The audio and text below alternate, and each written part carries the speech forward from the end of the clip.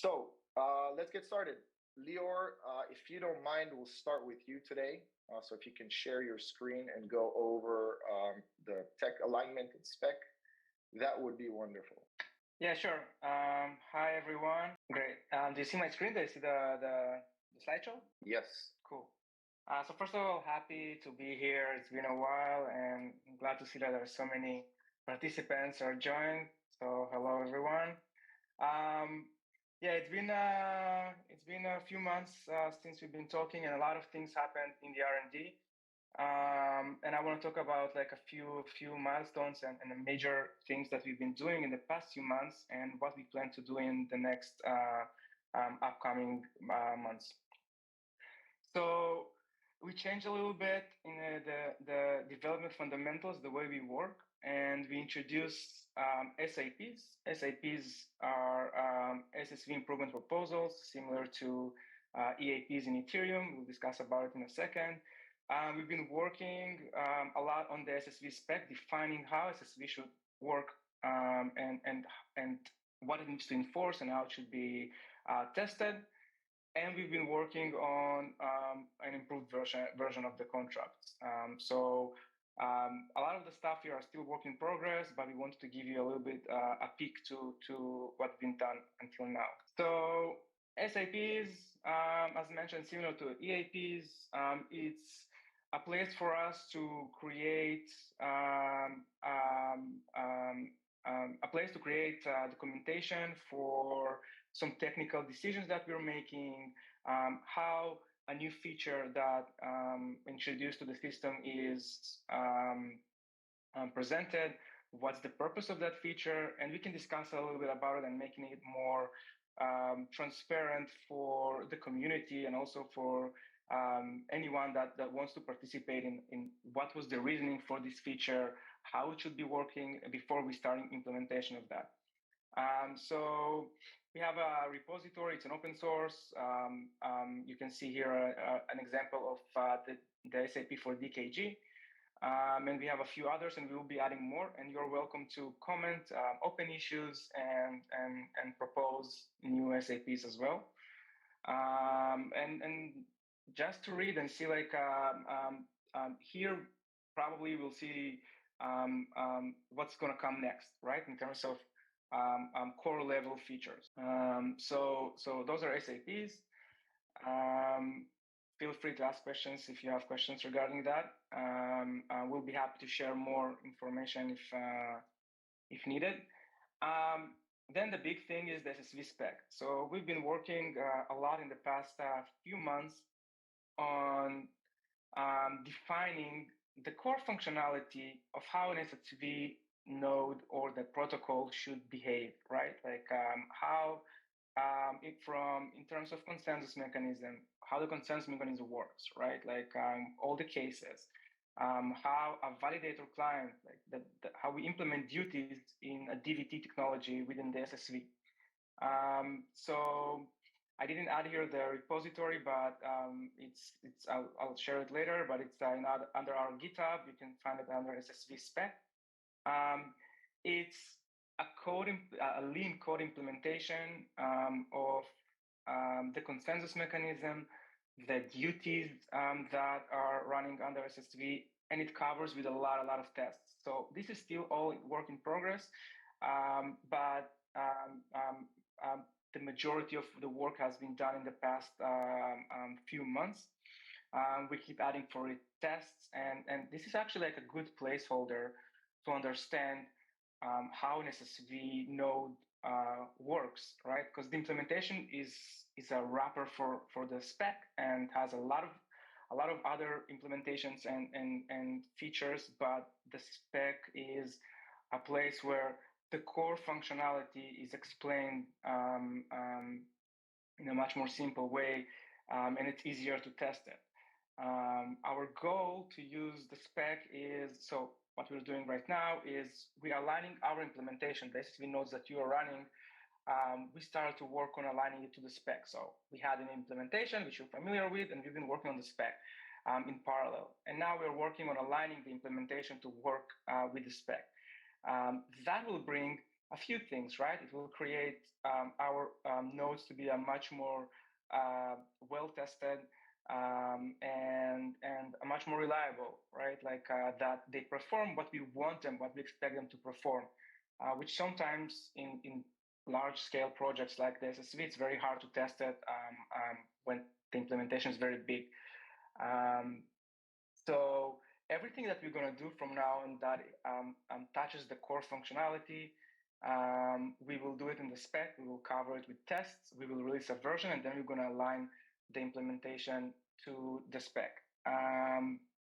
So our next milestone, and that's what the version that you should expect, it will take some time, but it will be an alignment to the spec.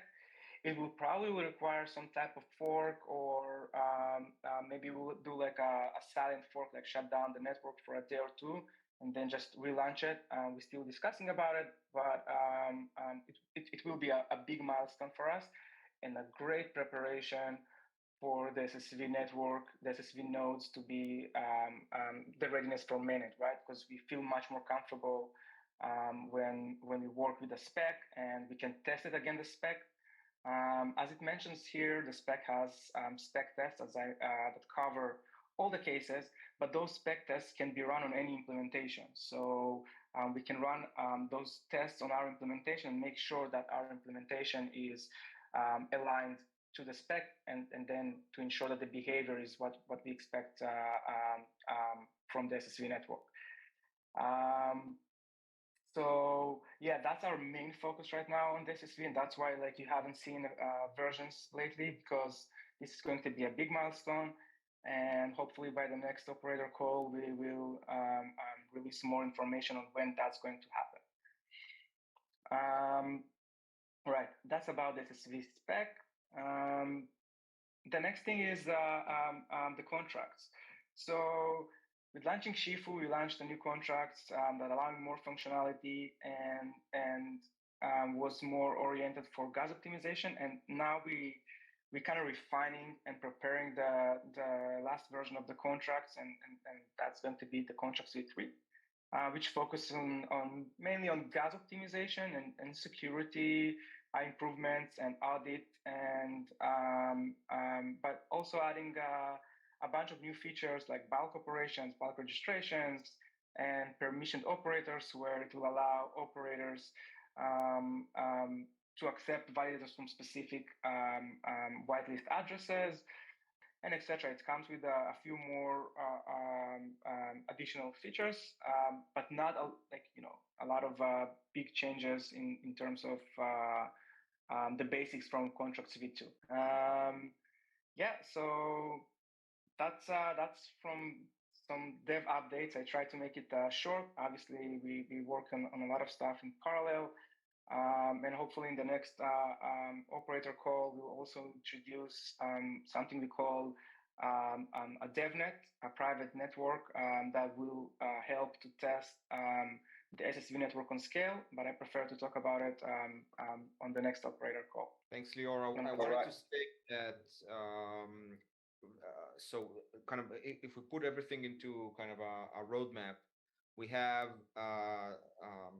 a bunch of different hard forks / resets that need to happen with the transition to the spec aligned node. But contracts v3 will actually be a whole new testnet, because obviously we're changing enough things in the contract which doesn't enable it to actually be migrated, so, or very hard to migrate, so we rather just reset. So that's going to be the kind of testnet v3, if you will. Hopefully will be the last testnet. I don't think we'll have another one, and it's also going to be a testnet which will be once it launches and everything will be okay, it's going to be actually very short after that we will be mainnet ready. So if we need to kind of do a roadmap ahead, we'll probably have a few Shifu testnet resets in which we'll have major milestones in terms of node development, but rather than kind of going through hard forks and resets, which are very, very expensive in terms of development, we'll simply do resets for the testnet. and then once everything will be ready, we'll launch V3, testnet V3, and very short after that will be mainnet ready. So in terms of kind of you guys being a node operator and maintaining nodes, obviously each of those kind of milestones will require you to do something. For the most part, just updating your nodes. But also in terms of kind of when do we expect to be mainnet, going to mainnet, and so on and so forth. You'll know when V3 will be launched. That's going to be very shortly after. So yeah, those are my 2 cents. I don't know if the importance of the SPEC project kind of was clear enough, but that's a major bulk of work that we've been doing since this 6 or 8 months. The idea is to have a kind of a spec for SSV is really important. It enables us to standardize things, to test things. It also enables in the future anyone else that wants to build an SSV node to actually have some kind of a reference to do so. And hopefully once the spec is actually ready, we can actually maybe offer a grant for somebody to come and build an SSV node, kind of for node diversity and so on and so forth. So the spec is really important for that regard. And so yeah, hopefully we kind of communicated across how important it is, this kind of milestone is. Thanks, Alon and Lior. Do you guys have any questions about what was mentioned? All right. In case you do, feel free to jump in and stop me at any point. But let's recap, because this is, like Ariel and like Lior and Alon mentioned, this is a big deal. So the spec is being almost finalized. We are in the process of aligning it as we speak. The next milestones that we need to, or you guys need to keep an eye on, specifically the contracts V3 that Lior and Alon mentioned, as well as a very extensive and robust DevNet. So those are the major milestones. Now, the reason we're talking to you guys or for anyone else is because this is a sneak peek into the thought process, into the way we organize things, into the way we view these things. So right after this call, obviously, as I mentioned before, we will issue an updated milestone. We will issue an explanation about the spec with references and links, just like Leo mentioned. But this is really step one to make sure you guys are aware, sort of firsthand, live, of what's going on behind the scene. So again, if you have any questions, this is a lot to process, but in case you have any questions, feel free to jump in. Right, now before we move on, just a few smaller updates from my side, so I can shove them in between all these smart people talking. One of our focuses moving forward this year is going to be offline events. I'm not going to talk too much about it because I'm going to talk about it next week in our community call. But we are planning a lot more online and offline events, with our focus being on development and hackathons. Now, obviously, as you guys know, we'll share all that information online. You can see it on the grant page. You can see it on the website. But moving forward, considering the success that we've had, the relative success that we've had so far with these events, we're going to scale up. So I will be issuing sort of our travel plan for the next 6 months. We really hope to be able to catch you guys, different events, different places around the world. We'll try to sort of jump between continents to give us the chance to meet all of you. But please reach out to me in case you are interested, because we're going to host a whole bunch of different types of events. Right. I have a few more updates for you after, but in the meantime, I will pass it on to Ariel to discuss a little bit, briefly touch on the grants and a bit of what they have seen and done so far, and then a few more updates from my side. All right, Ariel, take it away. Thank you, Ran. Hey, everyone. So it's been a long time since we updated the community regarding the status of our grants program.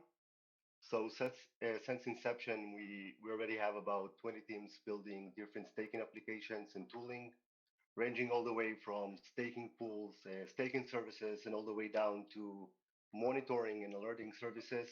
Thank you, Ran. Hey, everyone. So it's been a long time since we updated the community regarding the status of our grants program. So since inception, we already have about 20 teams building different staking applications and tooling, ranging all the way from staking pools, staking services, and all the way down to monitoring and alerting services that will basically benefit the entire SSV network and its ecosystem. So the purpose of me coming here today is to let you know that some of these grants really presents a lot of interesting collaborations opportunities for all the operators here. For example, monitoring and alerting tools built by Helman team and the new Explorer and its API built by DragonStake, for example, can be integrated into your stack so you can keep track of your operator liveliness and performance.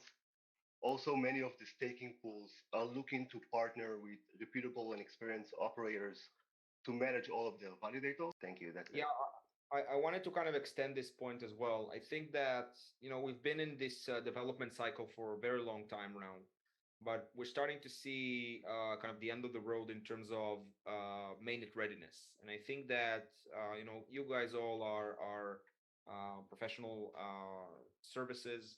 And I think this is the time to kind of open ears to the different developments happening on SSV, because that's really great points to start partnering up with those projects. And ultimately, you guys will run mainnet mainnet operators, and those operators, in order for them to earn any rewards and revenue, need to be assigned validators. So by partnering up with those type of partners that already start building things on SSV, then I think it just increases your chances and your rev share from kind of mainnet and going forward.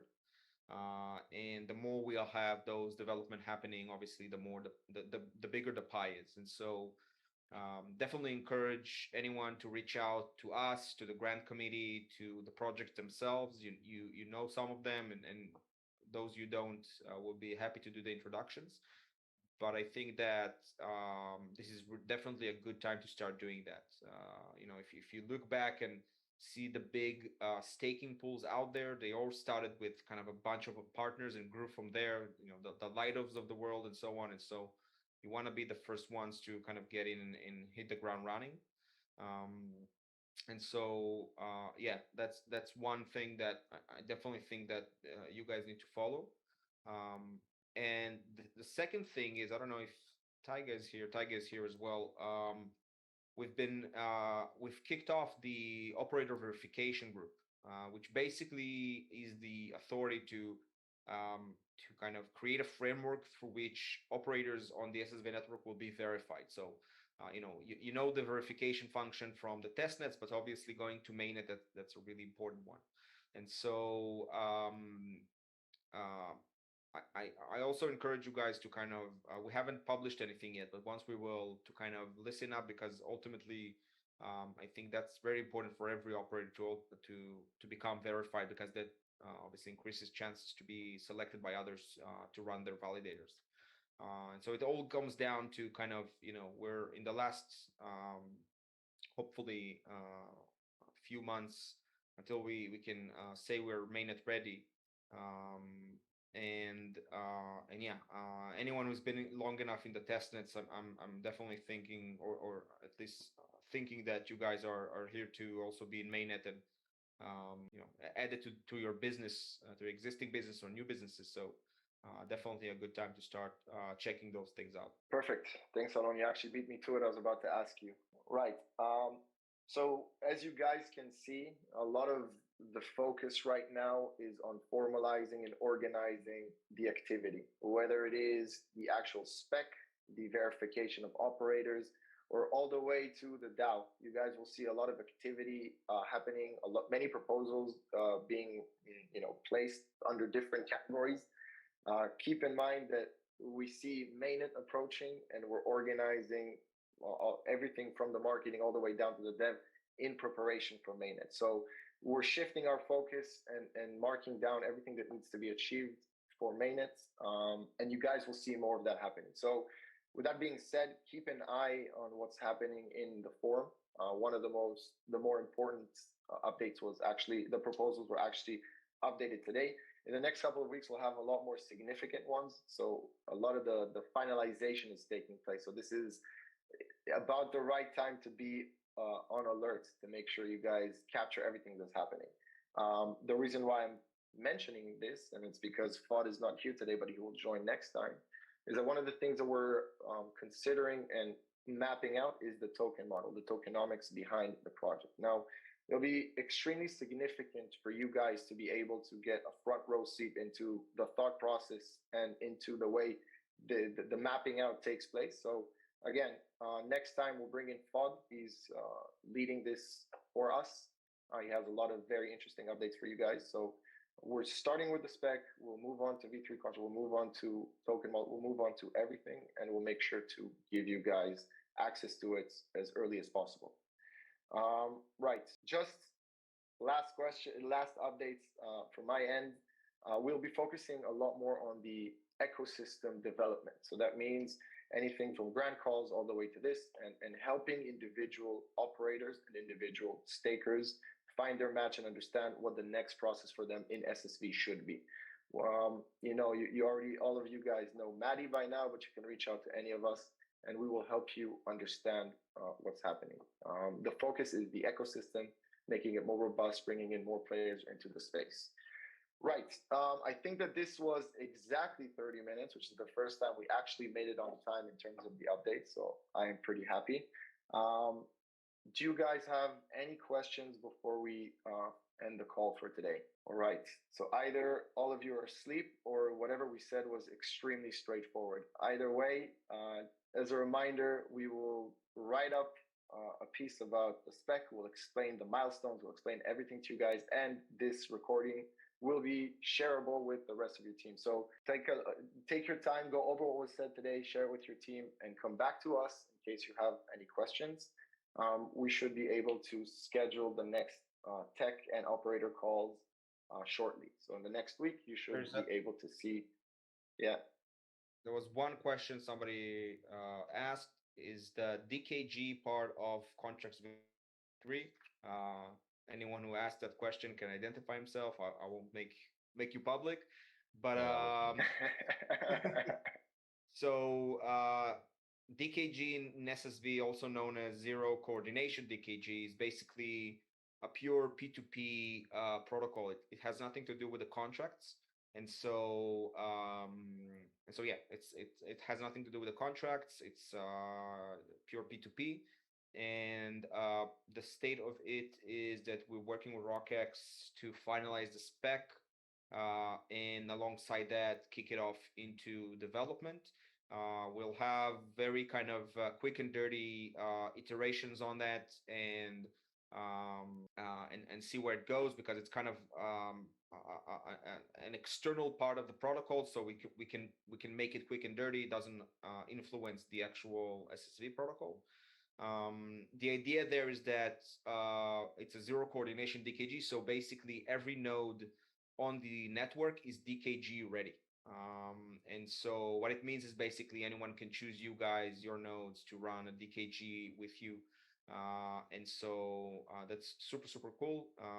But anyway, yeah. That is quite cool. Yeah, I'm looking forward to it. So for other node operators, this, really unlocks institutional stuff like StakeMice v3, Lido, and so on. Yeah, I'm really hoping so. I think that this will open up a whole new kind of type of key management, which could be very, very cool. Yeah. That's a good question, whoever asked it. Are there any other questions? All right, cool. In case you do get some of these questions, send them our way and I'll make sure Alon answers them. So cool. All right, guys. Again, I wanted to keep it on point, 30 minutes, not waste too much of your time. I know all of you are busy, so thank you very much for making the time. We will share all this information with you guys in the teams later this week. And we'll see you next week for the community call, which will be slightly longer because we have a few more things to cover. So please, either you guys join or send someone from your team to listen in on the updates. Cool. Thank you very much. Thank you, Lior. Thank you, Alon. Thank you, everyone else. It was great. We will see you all very soon. Thank you. Bye-bye. Thank you.